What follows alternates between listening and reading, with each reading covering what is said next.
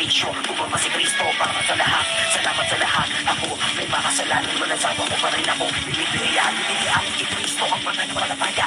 Bukod kinagis sa kaluluwa, hindi pa sa iwan na parang sa ustisya na para mapagpili mo sa mga makasalanan. Siya ko pinahal, si isaw pinagpuputan bago pumalik ang anak.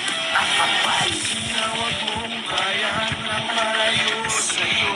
Kinilala kang Diyos na rebelde sa'yo. Nasumpungan ikaw nang di umalas sa'yo. Anong biyaya to na pinili ako? Walang mabuting bagay lumalabas sa akin. Puro lang kasalanan ang ninais. Ngunit ako'y sinagip sa dagat na malalim. Ito'y di ko mawarin na ako'y pinili.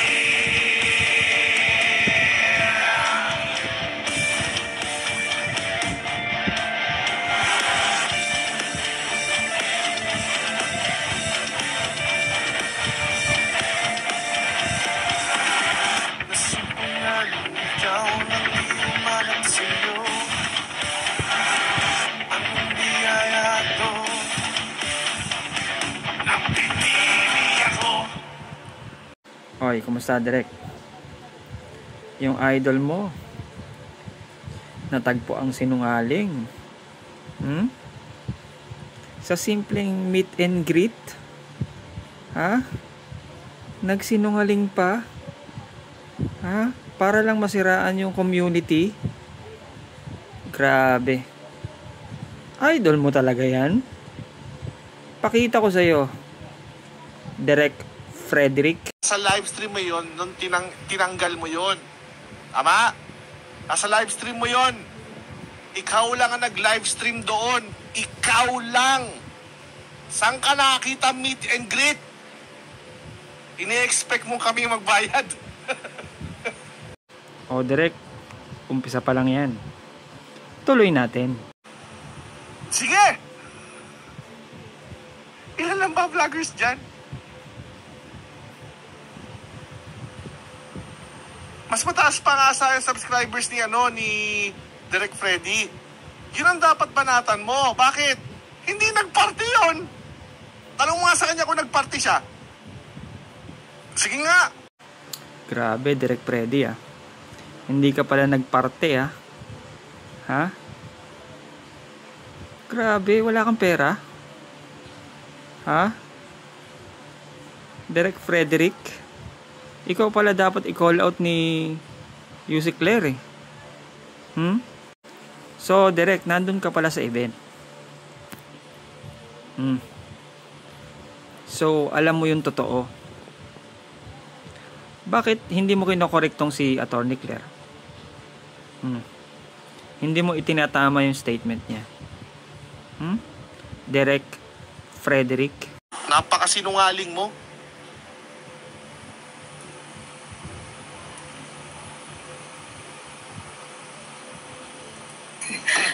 So, sila Dictus Rex yung nag-invite sa akin. In-invite ako. Oo, in-invite daw siya. Meet and greet na ikaw yung in-invite. Leche. Grabe. Meet and greet mo. So, dapat i-invite ka muna. Bago ka pumunta. Sa sarili mong meet and greet. Grabe naman yan. Sinungaling naman yan. Ano, Direk Freddy, i-correct mo nga. Tuloy, tingnan mo. Akala ko guest ako. Akala niya daw guest siya.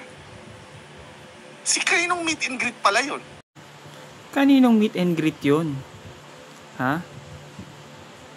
Yung kung kanino ka makikipag-meet, yun yung guest. Ha? Ayaw mo kasi sa logic eh. Hoy, Direk Freddy, correct mo nga. Tagal lang natin yan, nalilito ako. Akala ko nag-invite sa akin. In-invite ako. Oo. Akala ko guest ako. Oo. Akala ko guest ako. Oo. Yung pala, ako pala yung magbabayad. Wow, heavy. May dala akong cash noon. Tinatanong ko nga si T. Sabi ko, pagkano sabihan mo ako kung magkano yung ano ko, yung share ko. Ayos na tayo, Mick. Oh. Ayan na. Yung kasinungalingan, Direk Freddy. I-correct mo na. Siguro sa'yo, sa part mo, totoo yun. Kasi hindi ka nagbayad eh. Pero kila kayo, nagbayad sila. Tas naandun ka. Ba't di mo i-correct itong sinasabi ni Attorney Claire? Kasi magkakampi kayo? Oh, yung pala, ako pala yung magbabayad. Nung pa-party nila.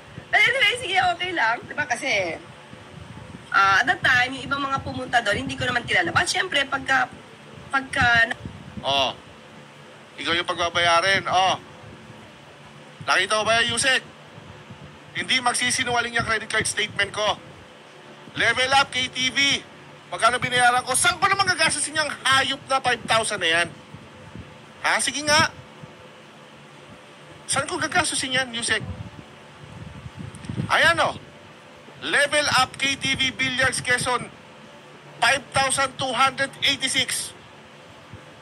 Anong sinasabi mo? Sinungaling ka?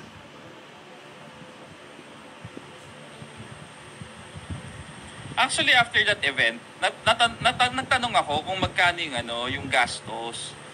Kasi nga, di ba, I was trying to compare it from the previous one, yung kay Attorney Libayan. And ayun, nagsabi si Ricol dyan, I think sa sa GC, sa Paul, no, na hati-hati naman, sabi niya. Hindi naman shoulder ng buo ni Yusek, sabi niya. And sabi ko, na magkano si Kayo? Sabi niya, 5,000. Sabi ko, mahal naman. Ba't ang laki nung binayaran? Hoy, direct, may resibo.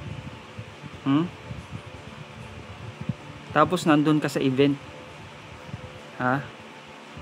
Ba't di mo i-correct yung kasinungalingan nung idol mo? Ha? Halatang halata na yung pagsisinungaling niya, oh.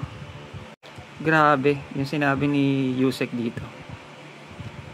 May taong nagbayad ng 5,000 pesos para dun sa event. Tapos akala ni Yusek, siya lang nagbayad lahat. Siya lang ang nagbayad ng pa-party nila. Grabe naman yung claim na to. Ha? Derek Freddy, ano na? Ano, Derek? First hand information mo yan. Nandun ka sa event. Alam mo yung totoo. I-correct mo na si Yusek dito sa mga statement niya. I-correct mo. Maliban na lang, Derek Freddy, kung sanay ka sa kasinungalingan, sanay ka ding magsinungaling, ha? At sanay ka rin magpropaganda, maliban na lang kung ganun ka. Palalagpasin mo talaga yan. Ha? Derek Frederick. Sige na, Derek. Bye-bye na. Yun lang, guys. Good morning and God bless.